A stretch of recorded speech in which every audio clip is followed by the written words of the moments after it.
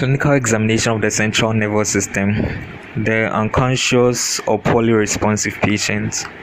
Examination of the unconscious patient presents an emergency, and a clear plan of action is essential. So from the outset, you establish that the airway is clear and that ventilatory and circulatory support has been provided when necessary.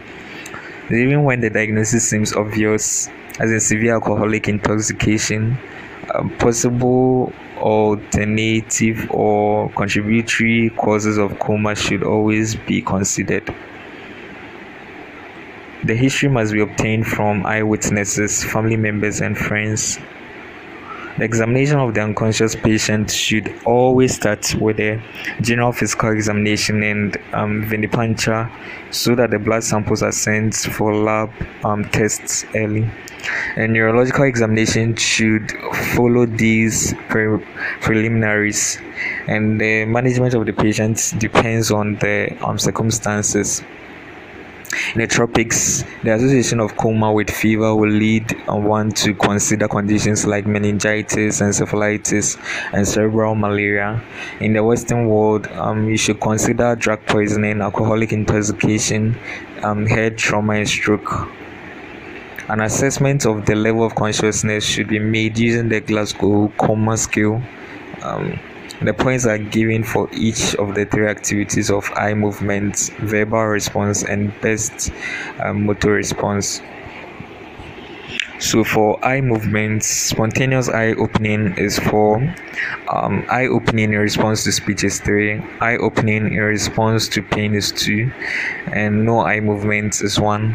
So verbal response oriented is 5, confused conversation is 4, inappropriate words 3, incomprehensible words 2, and no verbal response is 1.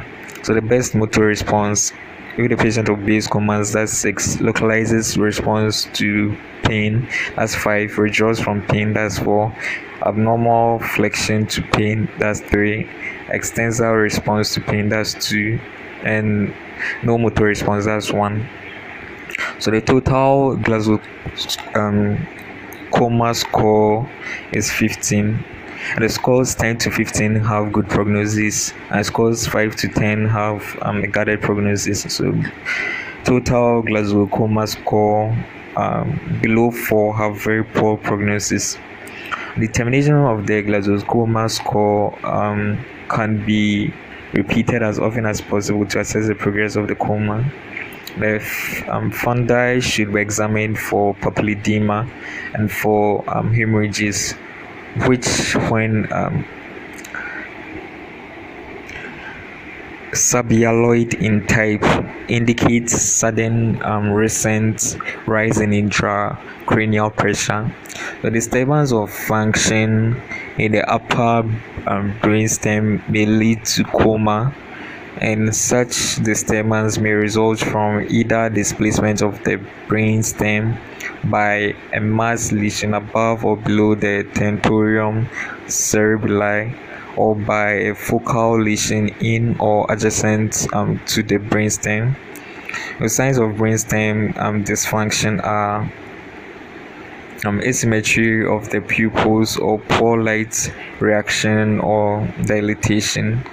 In drug overdose, the pupils typically remain responsive to light, although narcotic overdose may lead to pinpoint pupils. Tonic deviation of the eyes or loss of movements. Eye movements may be induced by the dull head maneuver, where the patient is turned quickly to one side with the eye, and the eye lags behind the head movements normally, but follows passively with head movements in fixation, and oculocephalic reflexes are absent. Also, unilateral ptosis and corneal reflexes absent or asymmetrical. So physical evidence of hemiplegia should be sought.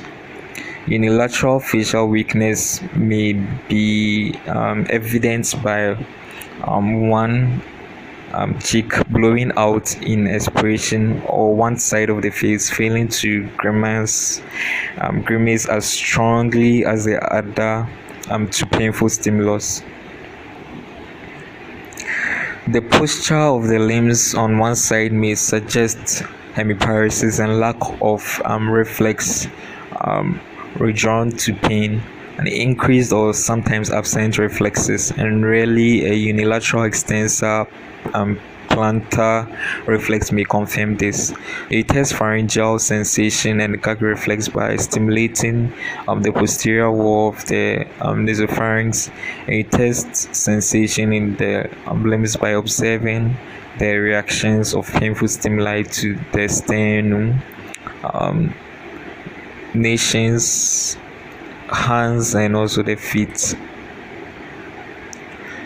Status epilepticus, as continuous epileptic discharges in the brain, may give rise to clonic movements that are focal or generalized. A suspicion for status epilepticus is an indication for urgent electroencephalography. These cerebrate extensor spasms of the trunk and limb muscles suggest severe disturbance of function in the upper brain stem or deep cerebral structures. There's large cerebral hemorrhages compressing thalamus and midbrain